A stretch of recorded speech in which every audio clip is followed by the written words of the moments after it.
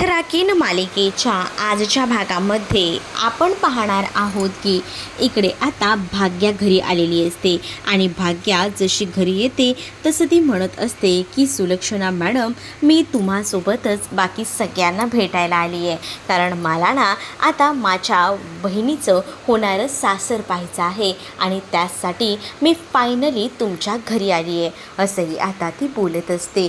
जेव्हा आता हे सगळं काही भाग्या बोलते ना, तेव्हा सुलक्षणा तिला म्हणत असते की ठीक आहे ये, तुझं आमच्या घरात तर स्वागतच आहे, तुला कोणी काहीच बोलणार नाही, ये बस. आणि असं बोलून ती आता आतमध्ये घेत असते. तेच आता प्राजक्ता आणि त्याचसोबत आलोकचं लग्न ठरलंय याबद्दल तर आम्हाला काहीच माहीत नाही, असंही श्रेयस आणि त्याचसोबत बाकी इतर घरातले मेंबर्स म्हणजेच काका, त्याचसोबत इकडे आता प्रीतीसुद्धा बोलत असते आणि ते सुद्धा भाग्याच्या समोरच. आणि म्हणूनच मग क्षणा प्रीती त्याचसोबत इथे बाकी लोकांनासुद्धा सांगत असते की तुम्हाला पडलेले जे काही प्रश्न आहेत ना, त्यांची उत्तरं भेटतील, जरा थांबा, जरा धीर धरा. भाग्यश्री चल. अगं भाग्यश्री विचारते, म्हणजे तुम्ही लग्नाबद्दल अजून घरी बोलला नाही आहेत का? तेव्हा भाग्यश्रीला आता सुलक्षणा म्हणत असते की अगं आमची यूएसची कंपनी ना, तिथं थोडा प्रॉब्लेम झाला होता आणि त्यामुळे ना बाकी इतर लोकांना सांगायचंच राहिलं आहे गं, असंही आता म्हटलेलं असतं. जेव्हा आता या सगळ्या काही गोष्टी ज्या आहेत ते आता सुलक्षणा भाग्याला सांगते, तेव्हा भाग्या म्हणते की अच्छा असं झालं आहे, तर चालेल, एक काम करतोया, आपण आहे ना आता जाऊया. मग आता त्यांचं ठरतं की आपण आतमध्ये जाऊया आणि तेव्हाच ना श्रीला अंबिका आतमध्ये घेऊन जाते. तोपर्यंत इकडे आता जी सुलक्षणा आहे ती आता प्रीती त्यासोबत इथे बाकीची लोकं आहेत ना, त्यांना आता ती चांगलंच समजावते आणि ती आता म्हणत असते की काय चाललेलं आहे ना, तुम्हाला ज्याही काही प्रश्नांची उत्तरं पडली आहेत ना, ती सगळी मी तुम्हाला नंतर देईन, आता इथे हिच्या समोर आहे ना तुम्ही काहीच बोलू नका, असं देखील आता सुलक्षणाने म्हटलेलं असतं. आणि सुलक्षणा जशी आतमध्ये जात असते ना, तसं ती आधी मॅसेज करते प्राजक्ताला आणि प्राजक्ताला मॅसेज करून ती सांगते की इकडे तुझी बहीण भाग्या आलेली आहे.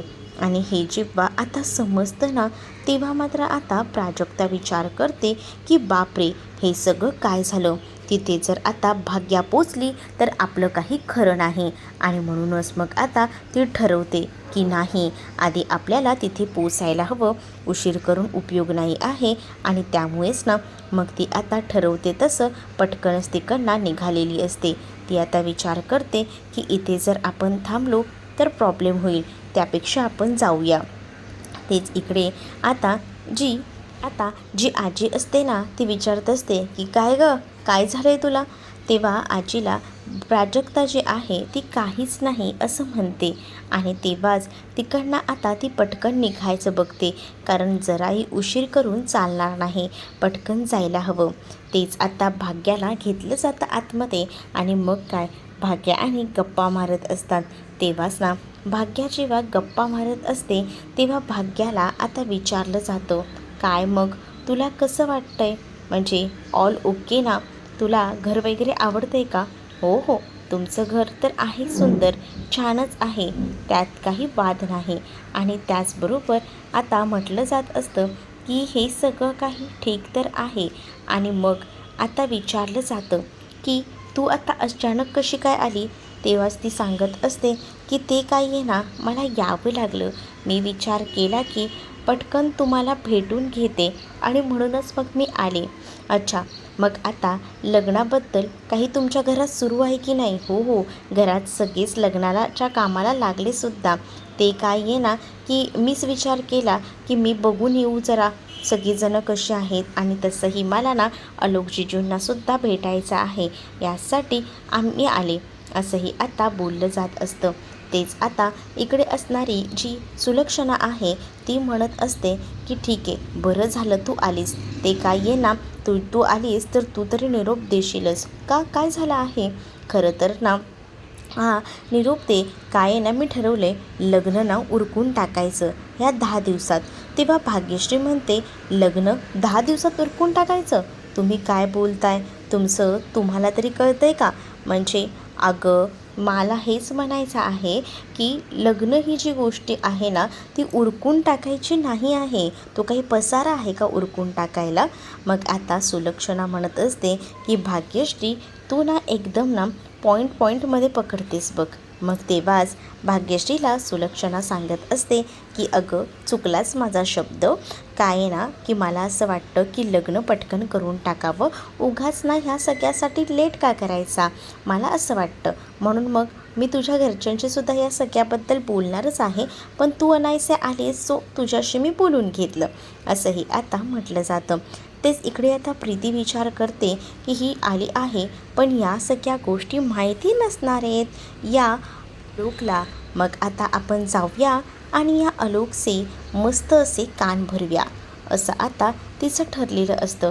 आणि म्हणूनच मग आता ती आलोककडे येते आणि आलोककडे येऊनच ना ती आता आलोकला म्हणत असते की तुला माहिती आहे का बाहेर कोण आलेलं आहे ते?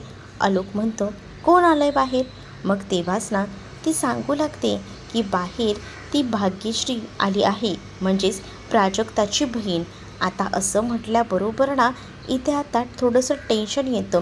मग आता लगेच ना त्याला आठवतं, अच्छा तीच आलेली आहे जी मला आरव सांगत होता. आता आलोक ना पटकनी बाहेर जायला निघालेला होता कारण त्याला राग येत होता आणि त्याला या सगळ्याचा सोक्षमोक्ष लावायचा होता, त्यासाठी तो बाहेर पडतो. पण तेव्हाच ना इकडे भाग्यश्री आणि सुलक्षणा बोलत होत्या. भाग्यश्री आणि सुलक्षणाचं कन्व्हर्सेशन सुरू असतं. भाग्यश्री म्हणत असते की मला ना खरं तर ना त्यांना भेटायचं आहे, खूप जास्त मला त्यांना भेटण्याची इच्छा आहे. अगं ठीक आहे ना, तुला भेटायचं आहे मग आपण भेटूया, त्यात काय एवढं. पण अगं असंच डायरेक्ट नाही भेटता येत गं, अपॉइंटमेंट घ्यावी लागते, असंही आता सांगितलेलं असतं. पण तेवढ्यातच ना आता तिथे आलोक आलेला असतो आणि आलोक आला हे जसं आता अंबिकाला दिसतं तशी अंबिका खूप जास्त घाबरलेली असते. तिला काय आणि कसं रिॲक्ट करावं ना काही सुधरत नसतं. ती आता आलोककडे पाहत असते. तेच आता ती आलोककडे बघत असते. सुलक्षणाही घाबरते कारण आता आलोक बाहेर आलाय, त्याचं खरं रूप जर भाग्यासमोर आलं तर काही खरं नाही. मग आता सगळीजणं आलोककडे बघत असतात. तर इकडे भाग्यश्री लगेचच ना आलोककडे जाते आणि आलोककडे गेल्यानंतर ती आता त्याला हात वगैरे मिळवत असते आणि ती स्वतःची ओळख करून देते. म्हणते की मी भाग्यश्री प्राजक्ताची बहीण. मग आता जशी तिची ओळख करून दिलेली असते ना तसा आलोक जो आहे तो तिच्याकडे पाहत असतो. इकडे आता सुलक्षणा अंबिका घाबरलेल्या असतात कारण ना या भाग्याने त्याच्यासमोर हात पुढे केलेला असतो सेकंड करण्यासाठी, कारण ती त्याला भेटत असते. पण तेव्हा ना या सगळ्या सिच्युएशनमध्ये त्यानेसुद्धा तिच्या हातात हात दिलेला असतो आणि सेकंड केलेलं असतं. हे सगळं बघून तर आता खूप मोठा धक्काच ना इकडे आता असलेल्या सुलक्षणाला बसतो, कारण त्याला ना कोणीच आवडायचं नाही आणि आता हा चक्क भाग्यश्रीच्या हातात हात देतोय. काय चाललंय काय हे काही सुधरत नसतं. अंबिकासुद्धा मोठ्या टेन्शनमध्ये असते. तेच आता आलोकला इथे असणारी ही भाग्या बोलत असते की आता आपलं नातं तयार होणार आहे ना.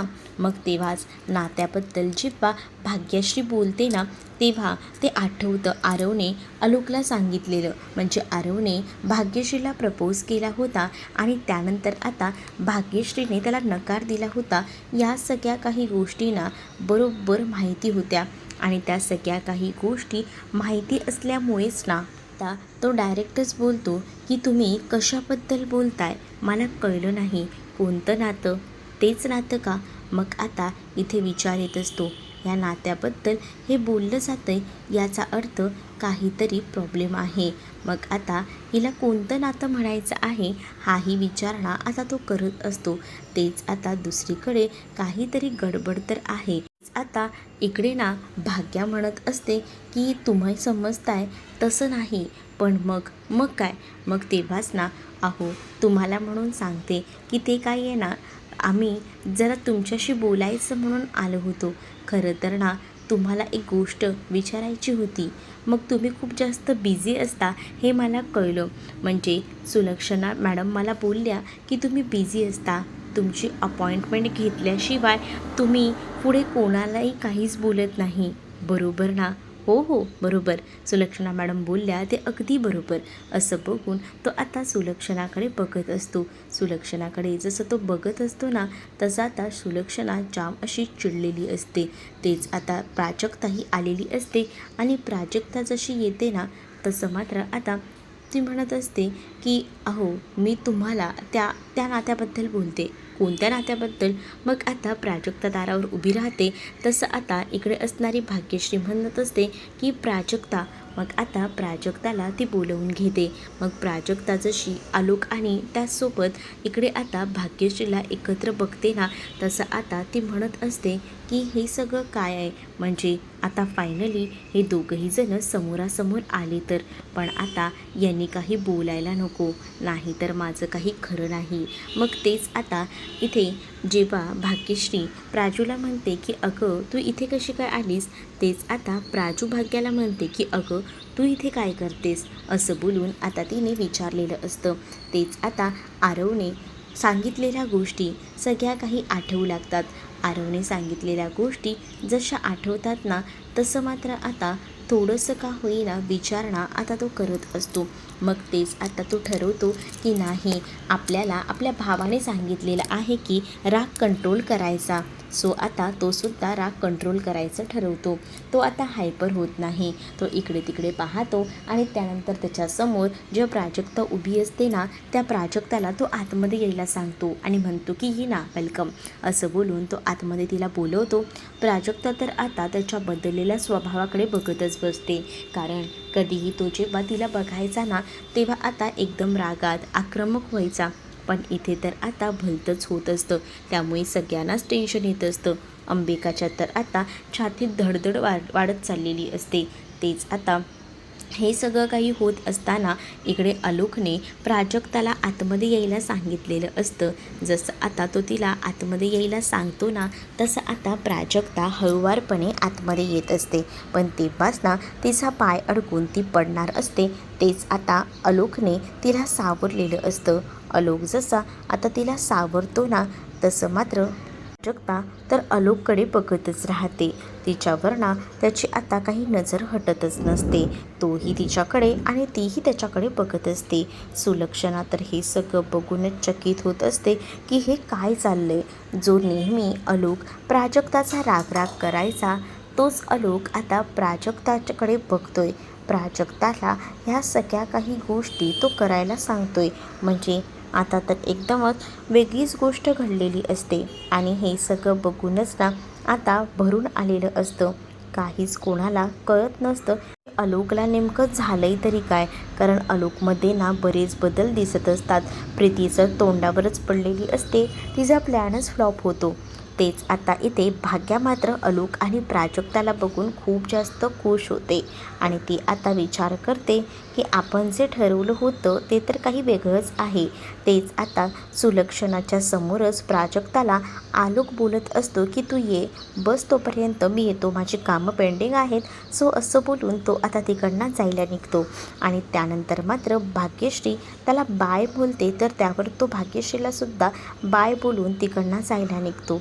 तेच आता एवढं सगळं होत असताना त्यामुळे आता सुलक्षणा, अंबिका सगळ्याजणी चकित पडतात की हे सगळं काय आहे. तेच दुसरीकडे आता भाग्या ही प्राजक्ताला म्हणत असते की मी आलोकजीजूंना भेटले, मला खूपच बरं वाटलं. म्हणजे मी विचारही केला नव्हता की एवढं सगळं चांगलं असेल ते. मी ना तेच बघण्यासाठी इथे आले होते. तेच दुसरीकडे आता सुलक्षणा बोलत असते की चल प्राजक्ता, तू का आलीस? अभ्यास घ्यायला आली आहेस का मुलांचा? अगं नको नको, अभ्यास नको घेऊ मुलांचा. अगं मुलं करतील की, आता तसंही तुझं लग्न जवळ आलं आहे आणि मग काय तू अभ्यास करत बसणार आहेस का? नको जा, मुलांचं काय अभ्यासाचं आहे ना ते प्रीती घेईल, तू जा बरं, असंही आता ती बोलत असते. जसं आता ती हे सगळं काही बोलते तसं आता इकडे प्राजक्तासुद्धा चकित होते. प्राजक्ताही म्हणते की ठीक आहे मी येते. आणि जेव्हा ती आता तिकडनं चाललेली असते तेव्हा मात्र आता प्राजक्ताला जाताना निरोपसुद्धा आता दिलेला असतो. म्हणजेच आता 10 दिवसावर लग्न आलेलं आहे, त्यामुळे ना आपल्याला पटापट या सगळ्या काही गोष्टी करून घ्यायच्या आहेत.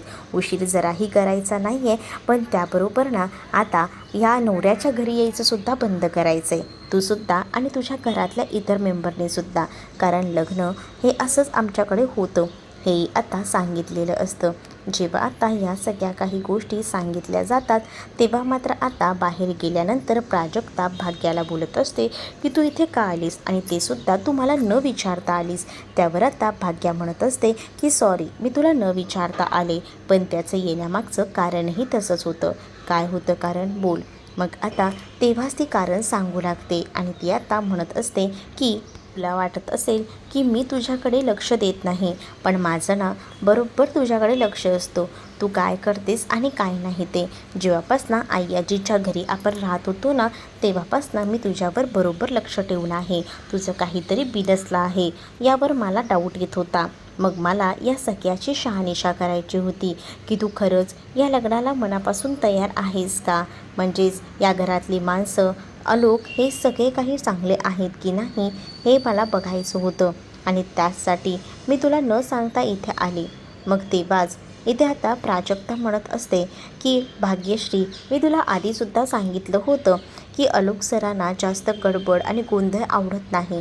त्यांना आपल्या माणसांमध्ये जास्त राहायला आवडतं आणि त्यामुळेच ना त्यांना हा गोघाटा आणि हे सगळं झालेलं चालत नसल्यामुळे आपण आहे ना ह्या सगळ्या काही गोष्टी ज्या आहेत सावरून घ्यायला हव्यात असंही आता म्हटलेलं असतं.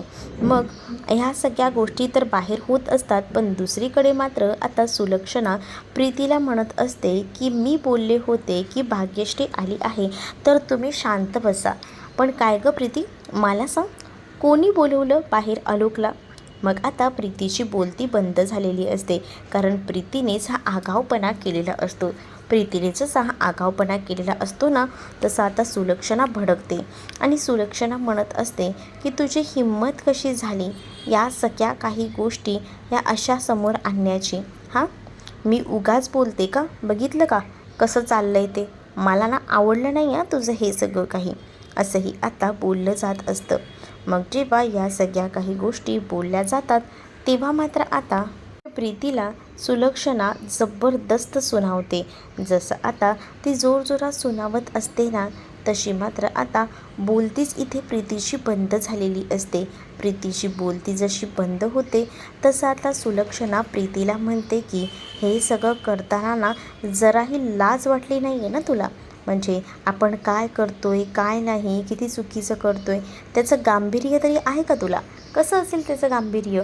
जर गांभीर्य असलं असतं तर तू एवढं मोठं पाऊल उचललंच नसतं, असंही आता बोललं जात असतं. जेव्हा आता या सगळ्या काही गोष्टी बोलल्या जात असतात तेव्हा मात्र आता सुलक्षणाने सगळ्यांना दम देऊन त्यांची बोलती आता बंद केलेली असते. आणि जेव्हा या सगळ्या काही गोष्टी होतात ना तेव्हा मात्र आता इकडे भाग्यश्री आणि प्राजक्ता बोलत असतात. भाग्यश्री प्राजक्ताला बोलत असते की मला आधी काय करू आणि काय नको ना हे समजतच नव्हतं, पण म्हणूनच मी विचार केला की नाही, काही झालं तरीसुद्धा आता मी ठरवलं होतं की या सगळ्याची शहानिशा करायची आणि म्हणूनच मी आले होते. आणि मला वाटलं की काय आहे ते आपण एकदा स्वतःच्याच ह्याच्याने बघूया आणि म्हणून मी आले आणि विचार केला. मग मी आले तेव्हा मला कळलं होतं की काहीतरी गडबड आहे, म्हणूनच मी प्रयत्न केला आणि तेव्हाच ना मला समजलं की नाही, माझंच चुकलं. खरंच ना आलोकजीजू किती चांगले आहेत, माझा गैरसमज झाला. तेच आता प्राजक्ताही म्हणत असते की बघितलंस ना, आता तरी तुला खात्री पटली ना? तेव्हा भाग्यश्री म्हणते की हो, आता माझी खात्री पटली आहे की आता सगळं काही नीट आहे. मग मला आधी वाटत होतं की नाही काहीतरी चुकतंय, पण आता मी त्यांना बघितलं, ते किती चांगले आहेत. म्हणजे बाहेर त्यांच्याबद्दल जे काही बोललं जात असतं ते सगळं चुकीचं बोललं जातं. मला नाही आवडत हा, लोक त्यांच्याबद्दल एवढं सगळं काही बोलतात. चुकीचं आहे लोकांचं हे सगळं काही बोलणं, असंही आता म्हटलं जात असतं. जेव्हा आता या सगळ्या काही गोष्टी बोलल्या जातात तेव्हा आता प्राजक्ता भाग्याला समजावते आणि आता तुला समजलं ना जे चित्र समोर आहे ते? हो हो, मला कळलं आहे मला की माझं चुकत आहे ते. मग आता या सगळ्या काही गोष्टी समजवल्यानंतर भाग्याही प्राजक्ताला म्हणत असते की आता तुझ्या या लग्नात मी स्वतःहून तयार होणार आहे. मलाही बघायचं आहे की काय काय होतंय ते. मी तुझ्यासोबत कायम असेन, असं देखील आता ती तिला म्हणत असते. आता ती ह्या सगळ्या काही गोष्टी बोलते तेव्हा मात्र आता खूपच जास्त आनंद ना इकडे असणाऱ्या भाग्याला आणि प्राजक्ताला होत असतो. आणि तेव्हाच ना तिला बरंसुद्धा वाटतं की इतका चांगला विचार ना माझ्याबद्दल केला जातोय. ती आता तिला गय वगैरे मिळते. पण आता भाग्या म्हणत असते की सगळं काही चांगलं होईल. पण प्राजक्ताच्या मनात ना अनेक प्रश्न पडलेले असतात. प्राजक्ता म्हणत असते की कसं चांगलं होणार आहे. आता मी फक्त जे काही सॅक्रिफाईस करते ते फक्त तुझ्यासाठी, फक्त आणि फक्त तुझ्यासाठी. तेच आता दुसरीकडे पाहायला मिळतं पुढील भागातमध्ये. आता मामांनी सुलक्षणाला फोन केलेला असतो, बाकी सगळं तुमच्या मनाप्रमाणे करूया, पण फक्त एक गोष्ट, म्हणजेच आता फक्त एक गोष्ट जी आहे साखरपुड्याची, ती आमच्या घरात होऊ दे प्लीज प्लीज, मी तुम्हाला सांगतोय. मग आता तेवढं मात्र ऐका. मग आता फोन ठेवल्यानंतर सुलक्षणा आता घरच्यांना सगळ्यांना सांगते की आता काय करायचं आहे, म्हणजे मला समजतच नाही आहे की कसं आपण करायचं आहे. ते काहीतरी करायला हवं, कारण आपल्याला त्या आलोकला घराबाहेर काढायला लागणार आहे त्या साखरपुड्यासाठी. तेच इकडे प्राजक्ता सगळ्यांना सांगत असते की आपण आहे ना जो साखरपुडा करणार आहे ना तो घरातल्या घरात करूया, उगाच जास्त माणसं नको, त्यांना ना जास्त माणसं आवडत नाही. त्याबरोबर अच्छा त्यांना का, ओ हो तुझ्या नवऱ्याला का, असं बोलून आता सगळेजण चिडवत असतात त्याला. त्याबरोबर प्राजक्ताही आता लाजत असते. तर तुम्हाला हा भाग कसा वाटला हे कमेंटमध्ये मला नक्कीच सांगा. आणि अशाच नवनवीन भागांसाठी आपल्या चॅनलला सबस्क्राईब करायला विसरू नका. चला तर मग भेटूया पुढच्या भागात. तोपर्यंत